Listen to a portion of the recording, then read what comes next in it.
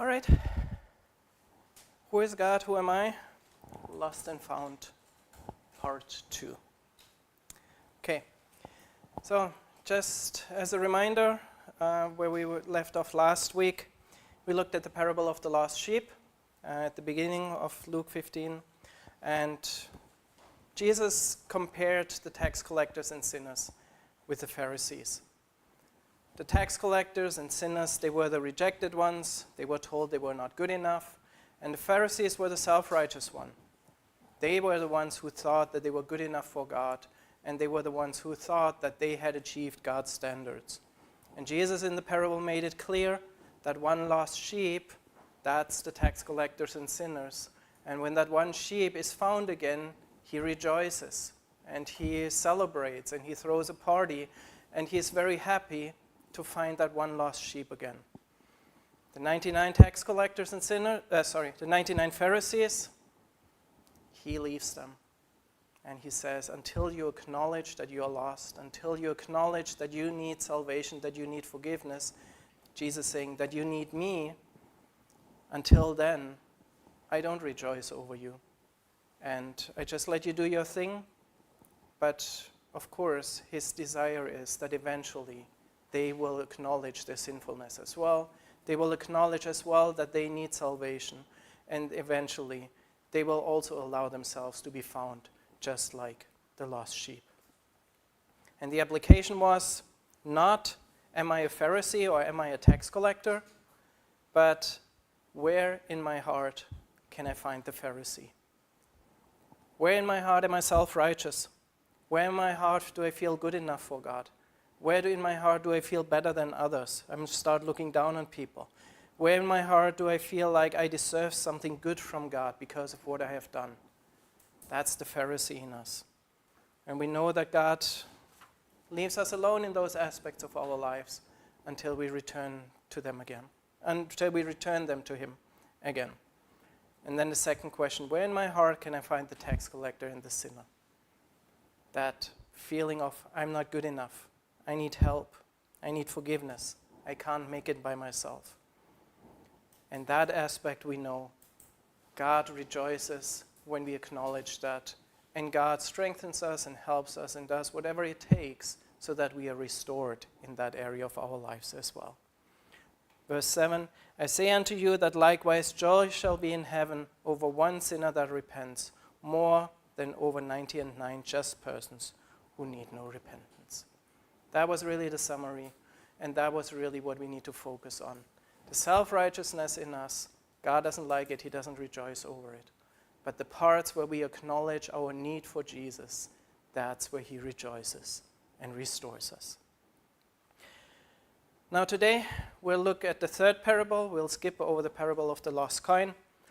Most people call it the parable of the prodigal son. I personally call it the parable of the waiting father. Now, the title doesn't matter. We don't argue over that. But that's what we will be looking at today. Next week, we'll look at the older brother. This week, we will look at the first part of the parable, the younger brother. Since there's so much in there in this parable, I didn't want to squeeze it all in one and then have to leave out half of it. Again, these sermons are connected. The lost sheep, the younger brother, the older brother. It's all the same message. They all have their reason why they're there. They're all a bit different, but they're all connected to each other. And so once again, I want to encourage everyone, if you can't listen to all three of them here, listen to them online again so that you get the bigger picture as well. Okay, with that being said, here's the younger brother. Here's the story of the younger brother. And again, let's make it personal. Let's think about our broken parts. Let's think about the parts where we feel I'm not good enough, the parts where we feel rejected, the parts where we feel I need help. That's what this parable is all about. So, here's the passage from verse 11. And he, Jesus, said, a certain man had 2 sons, and the younger of them said to his father, Father, give me the portion of goods that falls to me. And he divided unto them his living. And not many days later, the younger son gathered everything together, took his journey into a far country, and there wasted his substance with riotous living. And when he had spent everything, there arose a great famine in that land, and he began to be in want. And he went and joined himself to a citizen of that country, and he sent him into the field to feed swine. And he would gladly have filled his belly with the husks that the swine did eat, and no man gave unto him. And when he came to himself, he said, How many hired servants of my father's have bread enough and to spare, and I perish with hunger? I will arise and go to my father, and will say unto him, Father, I have sinned against heaven and before you, and am no more worthy to be called your son. Make me as one of your hired servants. And he arose and came to his father. But when he was yet a great way off, his father saw him, had compassion, and ran, and fell on his neck, and kissed him. And the son said unto him, Father, I have sinned against heaven and in your sight, and am no more worthy to be called your son. But the father said to his servants, Bring forth the best robe, and put it on him, and put a ring in his hand, and sandals on his feet. And bring here the fatted calf, and kill it, and let us eat and be merry.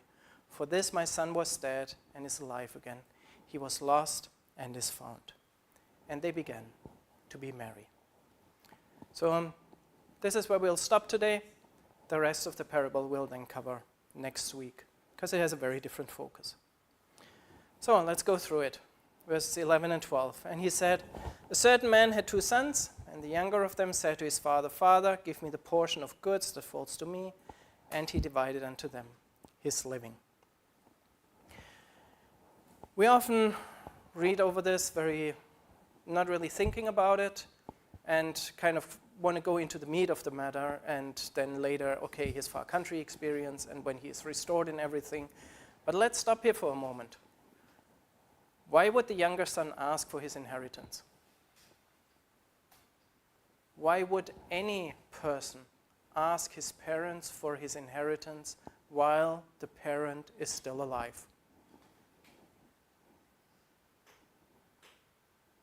There's only one reason. I got to get out of here. There's no reason for the son to ask for his inheritance unless he has already made up his mind. I need to leave. We don't know exactly, the text doesn't say, but maybe he was thinking, I need to get out of here. Maybe deep down he's thinking, Father, I really wish you were dead. Maybe he was thinking, I don't want to live under your rules any longer. I hate being here. I've outgrown the constraints of this house. I don't want to follow your rules any longer. I don't want to live the way you expect me to live any longer. And my only way to live my life the way I want to live it is to leave here and to get out of here. I want to live a different life. I don't fit here any longer. This son didn't just ask for money.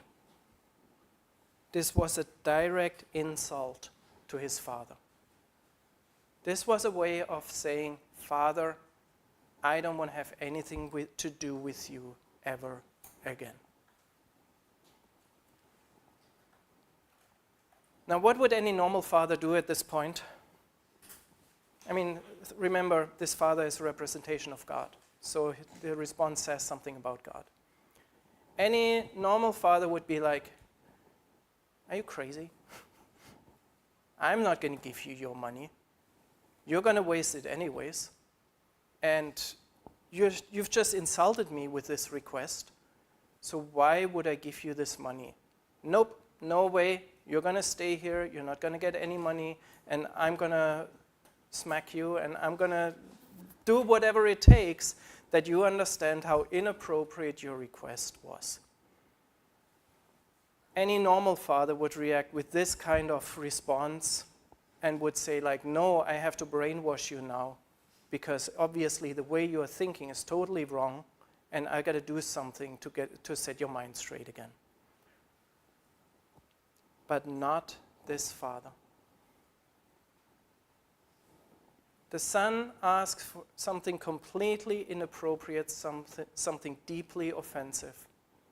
And the father says, if that's what you want, I'll give you the money. Here is your share of the inheritance. Here is your half. Later on we see here 2 brothers. We'll talk about the second one next week. Here is your half. And indirectly he's saying, I know what you're going to do. I know that you're going to end up badly. I know you're going to waste it. I know you're going to do things that I hate. But I'll let you go. Here is the money. Do with your life whatever you want. What does that say about God? God gives us tremendous freedom. God isn't the kind of father who says, no, I'm going to put you in a box, and if you ask for something sinful, I'm going to make sure that you never do anything that I don't like. He's not like that. If we set our heart on the far country, if we set our heart on doing something sinful, if we set our heart on doing something rebellious against God, He's not the kind of father who makes sure that that's not going to happen. And He says, if that's where your heart is, go ahead. I'll let you. And we'll see later on He has a reason for that. Because He's not after blind obedience. He is after a love relationship. So that's how the story starts. And then, of course, what the father already knew was going to happen. Not many days later, the younger son gathered everything together, took his journey into a far country, and there wasted his sustenance with riotous living. Exactly what was expected. The son leaves, gets away from the father as quickly as he can. Finally, he can live his own life. And do things work out? Not really. Here it says in the text, he wastes his substance with riotous living. Doesn't go into details, but it doesn't take much imagination. We can all imagine what someone with a lot of money would do and then wasting it on things that are simply not worth it. All the things the son was never allowed to do in his father's house, he finally could do them. He was finally able to say, my father isn't telling me what to do any longer. I have opportunities that I never had in my father's house. And now I'm going hard after them. And I'm going to live a life that my father hates.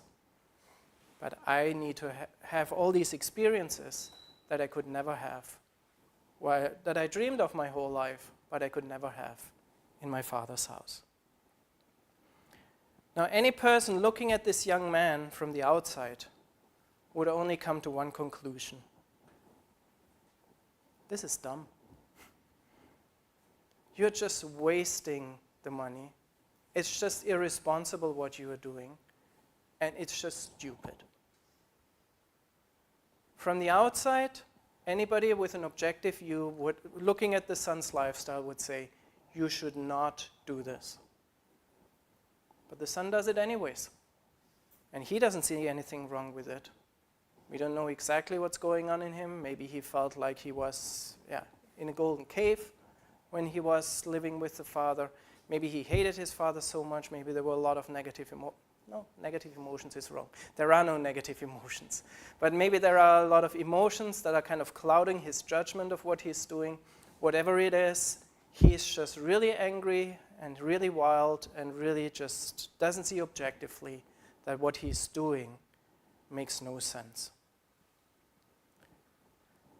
One thing we do know, while he lived in the father's house, and the father states that later to the older brother, the motto was, everything I have is yours.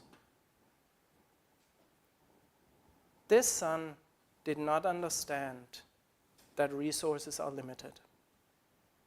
Because his whole life so far, he just thought, whatever I need, I just ask my father for it. If I need money, he gives me money. If I want to throw a party, he lets me throw a party. If we need to buy something, he'll just buy it for me.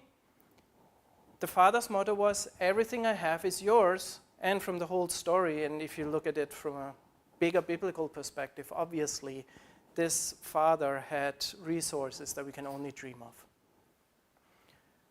So he had a very rich dad who said, whatever is mine is yours. Do with it whatever you want. And so he never knew that resources are limited. He never understood that you can't just buy everything and that money never runs out. So far, he never had to worry about resources, because whatever he needed, he could just ask the Father for it. What he didn't realize, and that is what's coming out now, is step by step. This principle, everything I have is yours, only applies as long as he lives in the Father's house. As long as he lives with the Father has endless resources and the Father shares everything with him. But once he leaves, all that he has left is what he could carry in his bag, what he could put in his pockets. But that's the end. He doesn't get any further resources from the Father. And that's what he didn't know, and that's what he didn't anticipate, and that's what he didn't think about when he left the Father's house. He didn't realize, okay, provisions are gone. I'm unplugged from the endless resources of my Father. And now he starts feeling the pressure. When he had spent everything, there arose a great famine in that land, and he began to be in want. He starts feeling the pressure. He starts realizing, things don't all work out here as I thought. For a while I had fun. For a while I could just spend my inheritance and just, do with it whatever I wanted. But now my bank account is slowly coming towards zero, and now reality kicks in. I have to do something. I can't live like this forever. I need to get a job, or I need to do something, because I can't live like this for the rest of my life. Now he probably realizes, okay, I didn't think about that when I left. I didn't realize that. I'm facing a problem. I need to do something. Of course, at that moment, he would have just returned to the Father, but he's not there yet. He hasn't reached that point yet. The reasons why he left in the first place are still very fresh. Maybe his emotions, his anger towards his father, and all these things are still there. He hasn't really gotten to the end of himself yet, so he still thinks, I can still make this work. I can still I can figure this out by myself. Maybe there's a lot of pride that he says, well, what will my father think about me? I was so confident when I left, and now I come back and kind of ask him to take me back. I'm sure there was the aspect of pride in there as well. So he's still not there yet. He's still saying, I'll figure this out. So he tries. And he went and joined himself to a citizen of that country, and he sent him into his fields to feed swine. And he would gladly have filled his belly with the husks that the swine did eat, and no man gave unto him. Things start getting really, really ugly. When I grew up on a farm, I can imagine someone being that desperate to feed swine and wanting to eat the pig's food, but not being allowed to. I can relate to that a little bit. Simply, I know what it takes to take care of swine and everything. But coming to that point where you want to eat the pig's food and you're not allowed to, that sounds pretty bad already. But actually it has a deeper meaning. For the Jews back then, it was even more ugly. What are swine, what are pigs related to? Demonic activities. They were unclean animals. And so the bigger picture here was that this son was feeding demons. And nobody cared about him. Nobody cared about his well-being. Nobody cared about his hunger. Nobody had the slightest mercy to say, you know what, here's a sandwich. you know what? I'll give you new clothes because your clothes are really dirty right now. So you know what? Give me your clothes. I'll wash them. I'll bring them back tomorrow. Nobody cared about any need, about any wish of this son. And he was just absolutely desperate. The way the hearers back then understood this, he was hired to work with demons. He wanted the food of demons, but he didn't get anything. He was reaching the absolute lowest possible point. All his resources was gone. He was not able to provide for himself. By trying to provide for himself, he made things worse, and he was just completely lost and completely hopeless. And it was at that point that he finally got it. It was at that point when he realized, I made a mistake, and I need to correct my mistake here. And when he had came to himself, suddenly it clicked. He came to himself. Before that, there was something that was clouding his judgment. There was something that was clouding his ability to see his situation objectively, to see the situation, what he should do, what he shouldn't do, and what was right and wrong. Until that moment, everything was clouded. And now he came to himself. The light bulb went on, and he realized, this is not smart what I'm doing. There's a better way. When he came to himself, he said, how many hired servants of my father's have bread enough and to spare, and I perish with hunger? He finally gets it. This is stupid what I'm doing. It's not working out. I can't make it by myself. I don't have what it takes to live without my Father. That's his conclusion. That's what he finally realizes. Without my Father, I am lost.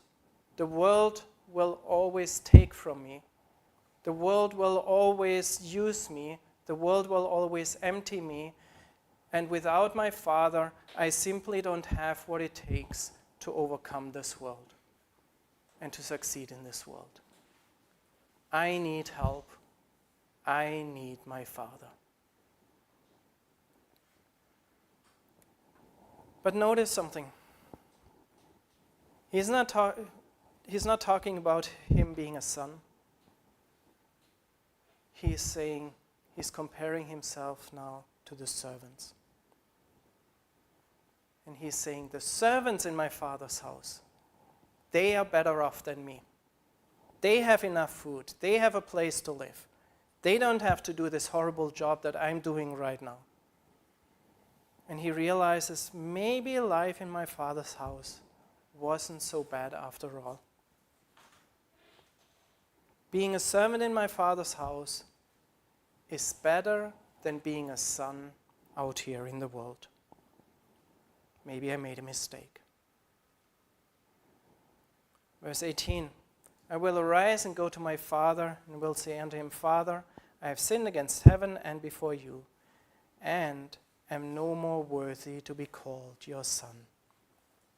Make me as one of your hired servants. So yes, on the one hand, he finally comes to his senses and realizes, I need to go back to my father's house. Life there is better. But here's the problem. He thinks that he has lost his identity. He thinks that because I've wasted my father's money, because I left, because I brought a bad reputation on him, I was out there and everybody knew whose son I am, and now everybody is laughing at me. And of course, they associate that with my father as well. So I brought a bad reputation of him out there. And so all these reasons are going on in his head, and he's saying, I've done this wrong, I have done this wrong, I have done that wrong, I have shamed my father with this. I'm not his son any longer.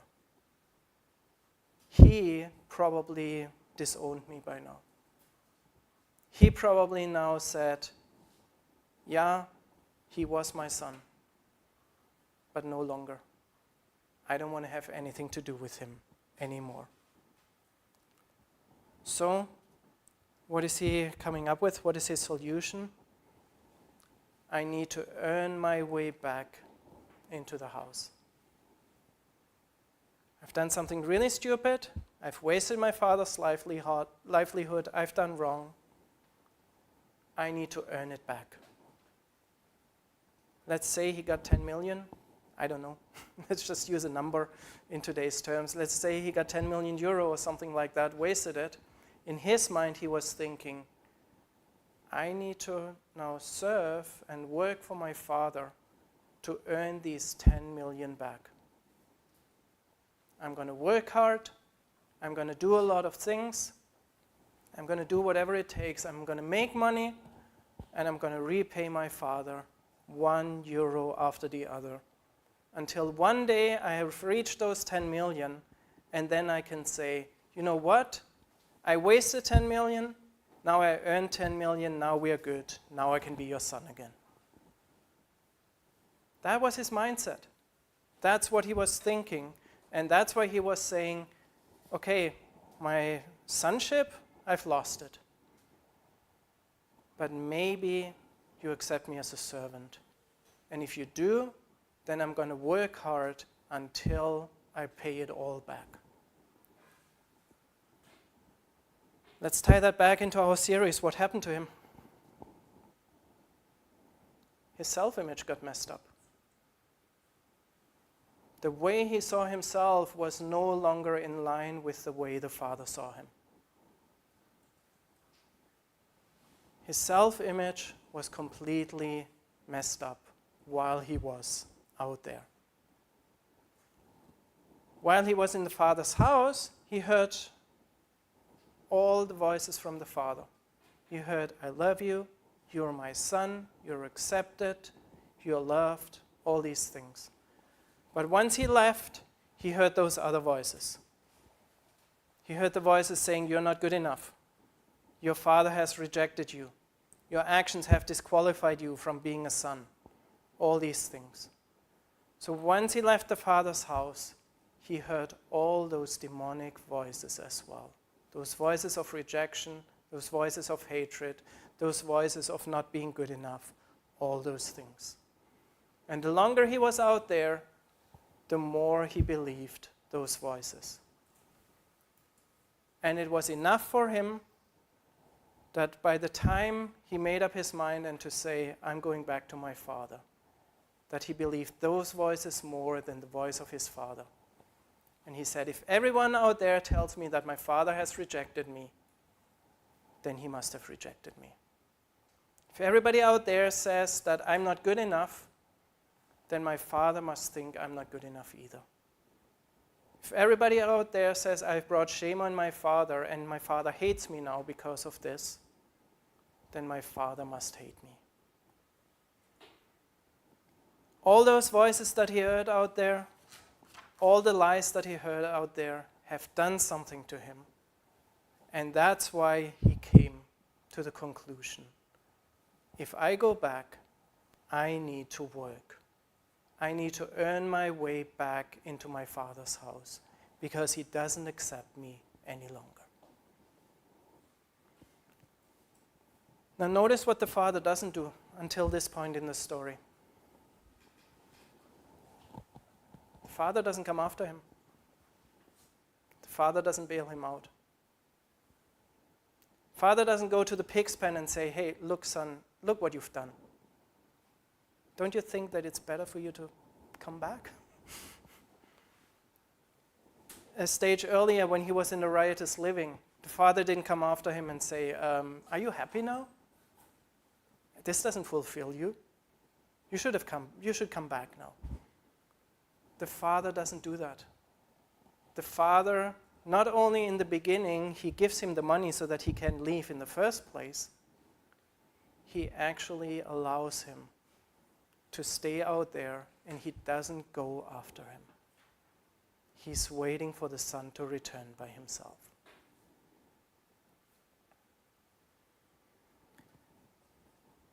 But now the son is in for a good surprise.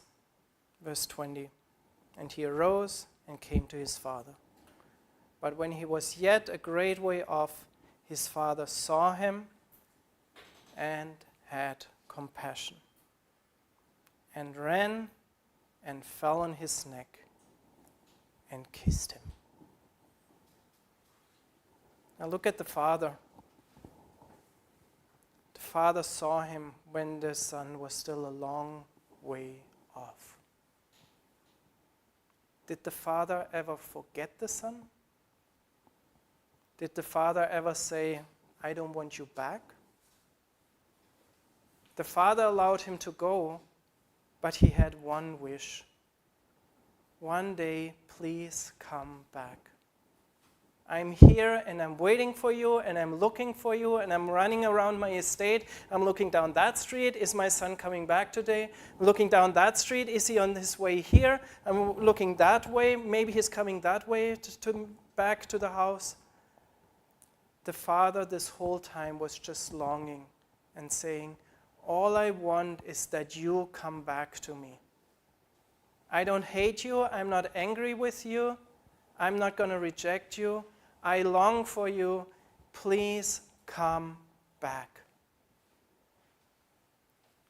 But the father waited within the house. He did not leave the house. He waited there for the son to return. And that's an important little detail that we need to know. God does allow us to go astray. He does allow us to go into the world. He does allow us to do stupid things out there. And he doesn't come after us, but he wants us to return by ourselves. That's who God is. So he saw him when he was still a long way off. And what else does it say? He had compassion. What do you think the son looked like at this moment? He came straight from the pig's pen. He was dirty. He was smelly. He was ugly. He was just a mess. Everyone looking at him could say, whoa, what happened to you? Your life is not going well right now. But the father is not laughing at him. He had compassion on him. And he was like, man, what happened to you? My poor son, let me help you. And then he ran. He couldn't wait. The father couldn't just be like, yeah, you come here. No, he ran towards him. He couldn't wait to embrace him. And then he fell on his neck and he kissed him. Now, what kind of clothes do you think the father was wearing? Today's term, we would say he was probably wearing a nice suit, something like that. And the son came straight from the pig's pen. Can you imagine that contrast? In today's terms, that this kind of businessman or someone who looks very proper and very well dressed and everything, and then on the other hand, this really dirty young man, and he just runs towards him and he just embraces him, makes his suit a total mess, and he's like, I don't care. I'm just so happy that my son is back. Now here's something I want us all to do, maybe in our quiet time tonight. This story is about you. This story is about me. This is not just a theory, this is not just a parable, this is our story. And some of us need to meditate on this.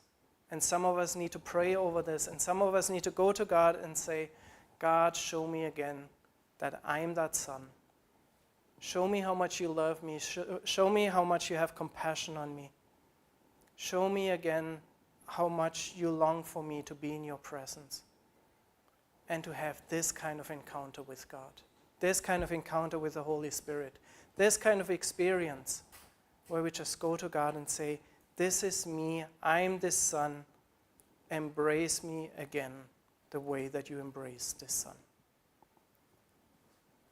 Now, God will do this in very different ways because we are very different, all of us. But I remember some occasions when I really personally experienced that kind of love, that kind of compassion, that kind of forgiveness. And that's what changed my life. And that's when I truly fell in love with God.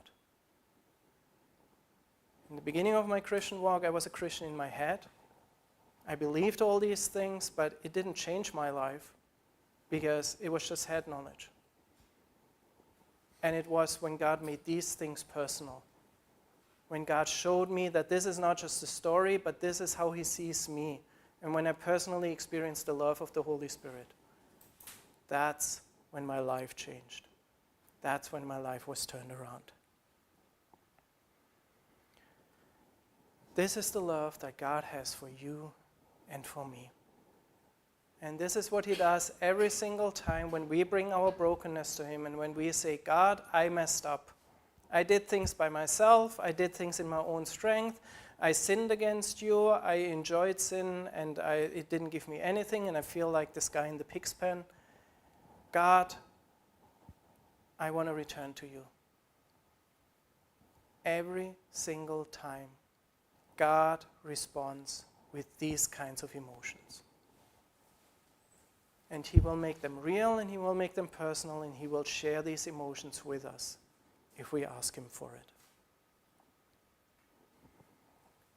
Small problem, the son isn't convinced yet. And the son said unto him, Father, I have sinned against heaven and in your sight, and am no more worthy to be called your son. He still doesn't believe it yet. He is embraced, he is being kissed, the father ran, and he's, whoa. Wait a minute, Father. I still think you are going to scold me. I still think that you're going to humiliate me in front of everybody. I still think that you're going to reject me. And so, he's going back to his speech that he prepared earlier. Earlier he said, I'm going to say to my father, I am no longer worthy to be called your son. Make me like one of your hired servants. And he starts giving that speech, but the father just interrupts him. Father is like, stop it. Those are lies that you heard out there. That's not true. Let me give you the truth. Here it is. Father said to his servants, bring forth the best robe, put it on him, and put a ring on his hand and sandals on his feet. And bring here the fatted calf and kill it, and let us eat and be merry. For this my son, not my servant, this my son was dead and is alive again. He was lost and is found. And they began to be merry. The father just took complete control of the conversation. Stop talking about being a servant. Stop talking about your guilt. Stop talking about the things you did wrong. Here is the truth. I put the robe on you. The robe is a symbol of his identity. Servants did not wear the robe. Only family members were wearing the robe. And by putting the robe on him, he was saying, you are my son. You're not a servant. You're my child. You belong to this family, and you are restored. He put the ring on him. The ring is a symbol of authority. Think of Old Testament, like Book of Esther, or in some other occasions as well. What did kings do when they sealed a deal? There was something, a symbol or something on their ring, and they put that on wax or something like that, and then anybody who saw the deal, who saw the contract, was like, oh, there's the seal of the king. This is genuine. This is what Jesus was referring to here. I give you all authority back. This estate is yours. Everything I have is yours. And you're the son, and you can do with this estate whatever you want. All the authority is yours once again. You didn't lose it. And then the sandals. Sandals are a symbol of the possession. Where was it where they exchanged sandals? Ruth. When Boaz exchanged sandals so that he could then marry Ruth and all that. Sandals are a symbol of possession. In other words, he was saying, this estate is yours again. You did not lose your possessions. Yes, you wasted all that money, but I give you the shoes back. I give you the sandals back. This estate is yours again. And then he threw a huge party. The fatted calf was killed. The whole estate was invited. And the father wanted everyone to know, my son is back. He is restored. He is accepted. So why did he do all this? Well, he had the same message to two groups of people. To the son, he was saying, don't listen to these lies you heard out there. You're accepted. You're restored. Your time out there has not changed your identity. And to everyone else, he was saying, don't tell him lies again.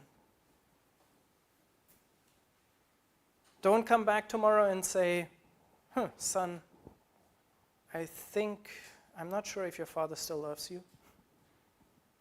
I'm not sure if your father is still accepting you. Don't repeat those lies to him. Remember the party. Remember what I said in front of everyone. My son is back. He is alive. He is restored. I accepted him. You repeat that message to him. So a week from now, when he hears lies again, and when he remembers what he did, you tell him the truth. You remind him of the party. You remind him that he is accepted, that he's loved, that he is restored. There were two messages to two different groups of people. Well, basically the same message. But it was to two groups of people. To the son himself, so that he would believe it and hear from the Father himself. And to everyone else, this is how I see my son. Don't tell him otherwise. Repeat the truth. Do you see that how important the Christian community is? Because that's what we need to do to each other as well. Yes, it's great when we hear from God, and God tells us you're loved, you're restored, and all these things. But we also need to say that to each other. We also need to remind each other, and we also need to encourage each other and say, yes, you failed. Yes, you have sinned. Yes, you've done bad stuff. But this is the truth. This is how God sees you. So don't believe those lies. Don't believe those accusations. Don't believe those voices of condemnation. This is how God sees you. The community is key that we can make it long-term in our faith. Another important detail here. Did the father ask any questions? Son, are you sorry? Son, admit that you did something wrong. Before I restore you, you need to say A, B, C, and you need to say it in a convincing way, because otherwise I don't believe you. So you have to do that first. Or, son, are you going to go again? I'm willing to restore you now, but if you go again in a month, then you better leave right now. Nothing like that. The Father simply, unconditionally restored him. No questions asked, no expectations, no nothing. He simply said, because you came back, that's enough for me to restore you. You realize you can't make it out there by yourself. You realize you got beaten up. You realize that the world is too strong for you without me. You realize that you need me. You realize that life in my house is better than life out there. That's enough. And the fact that you came back shows me that you learned your lesson. So welcome back. You are restored. That's all the Son had to do. That's all we have to do. Return to the Father from our hearts. There's an interesting contrast. At the beginning of the story, the Son wanted to leave, and the Father didn't say anything. And he just let him go. Now, he doesn't even let the Son finish his sentence. He just interrupts him, and he's just like, hey, stop repeating those lies. Here's the truth. Why is there such a difference in the Father? Well, earlier, the heart of the Son was already out there. He was living in the Father's house, but his heart was, I want to be away from here. And at that moment, the Father said, if that's where your heart is, then please go. Not because he's mean, but he wanted exactly this to happen. Now, at the end of the story, the Son says, I want to be here. Now the Son says, I realize I can't make it by myself. I realize I need my Father. And when now that his heart wanted to stay, now the Father intervenes. And now the Father says, okay, now that you want to stay here, I'm going to speak against those lies. I'm going to protect you from those lies. I'm going to protect you from all those accusations. And I'm going to speak the truth into your heart. Do you see the difference? When our heart is set on sin, when our heart is set on the things of this world, God does not interfere, and he lets us go. But when our heart is set on, I want to be in the Father's house, then he starts working, and then he starts speaking the truth to us. This is who God is, and this is what we need to know as we relate to him. When our heart is set on being with God, he is saying, you're loved, you're accepted. I don't care that you broke my commandments. I don't care that you wasted my livelihood. I don't care that you made a mess of your life. I don't care that your actions brought shame on my name. Don't listen to those voices of rejections. Don't listen to the voices that tell you you're not good enough. Don't listen to the voices that say, I love you less today than you did before you sinned. Here's the truth. You're fully restored. End of discussion.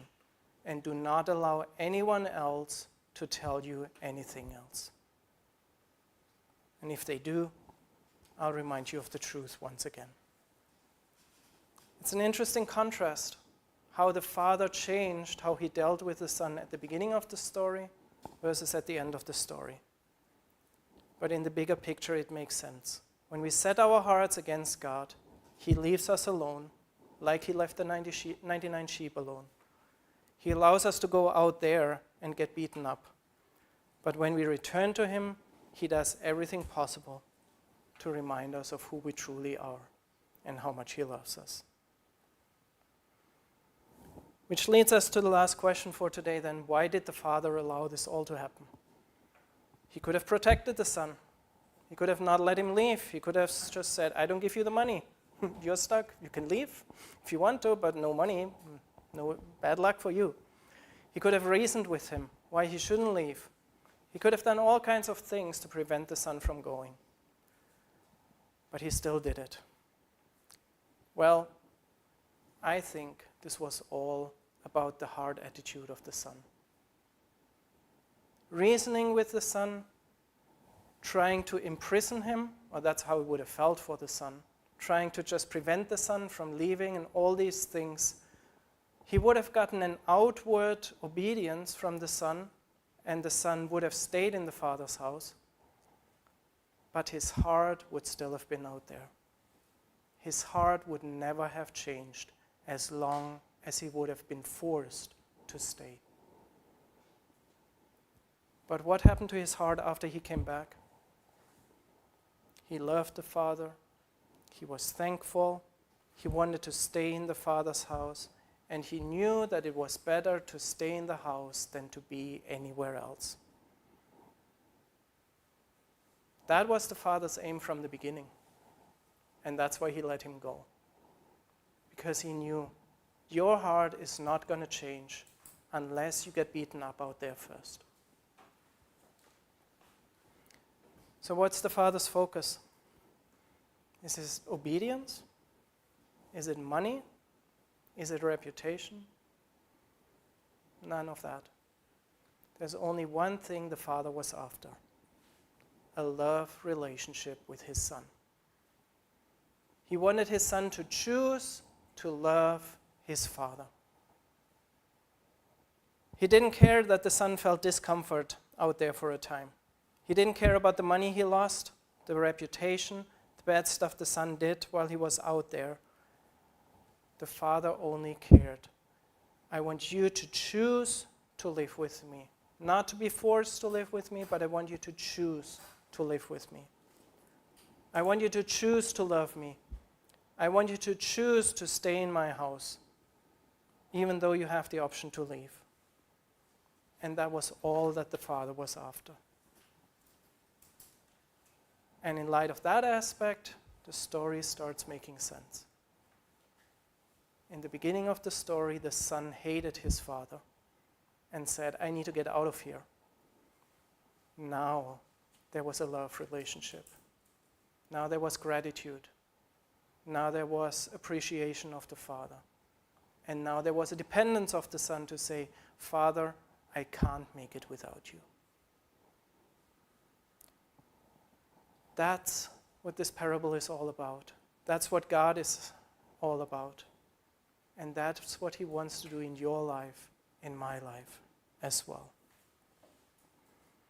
The one thing the Father did not want was outward, blind obedience out of duty. And if you're wondering where that comes in, that's the older brother. And that's what we will focus on next week. But for today, let's just remember, God is after our hearts. He wants a love relationship. And that's why he sometimes allows us to suffer in this world, so that we return to him and so that we enter a love relationship with him again. Not out of duty, not out of obedience, but simply out of gratitude. So let's remind ourselves of the setting of the audience. The younger brother represents the tax collectors and the sinners. And for us, he represents our broken parts. The parts where we fail God. The parts where we sinned 100 times, we promise God 100 times, I will never do it again. One day later, we do it for the 101st time. The parts where we feel not good enough. The parts that is rebellious against God, where we say, I know this is sin, but I'm going to do it anyways because this is so much fun. That part in our hearts. The parts in our hearts where we leave God behind and we say, I'm just doing my own thing. I'm good enough. I'm strong enough. I handle this. I don't need you, God. What can we learn about these aspects of our lives? God allows us to leave him. He doesn't force us to stay back. He doesn't scold us what stupid decisions we're about to make. He simply allows us to leave. God allows us to make bad choices so that we return to him eventually and love him. That we don't simply stay back with God because we have to, but we stay with God because we love him. And when we return, he does everything he can to fully restore us. He knows that through our sin we hear lies about our identity, about God, all kinds of things. He knows that our self-image and our view of God gets messed up when we are out there, when we leave him. He knows that we believe those lies, and he knows that those lies affect us. But God restores us and speaks the truth to us in as many ways as possible. He's telling us again and again and again, you are restored, you are forgiven. I do not hold your sin against you. The moment we return to God, we are fully restored. So the application now is the same as last week. Where in our hearts are we like the younger brother? Where in our hearts are we like the lost sheep? Where do we do our own thing? Where do we leave God, doing the opposite of what we know He is telling us to do? Where in our hearts do we feel like, I don't need God? God's invitation to us today is, come home. He's not running after us. He's not chasing after us. But He is inviting us. We have to take the first step. We have to be the ones who say, this isn't working. My life, my own way is not helping. Sin is not working. I acknowledge I need God. Let me come back to Him. God is saying to us today, come home. I won't scold you. I won't reject you. I won't hold your sin against you. I won't give you a lecture. Just come home. Just return that aspect of your life to me again.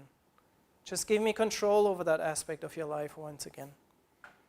And if you do, as it said a few verses earlier, He sees us, He keeps running towards us, He has compassion on us, He embraces us, and He kisses us.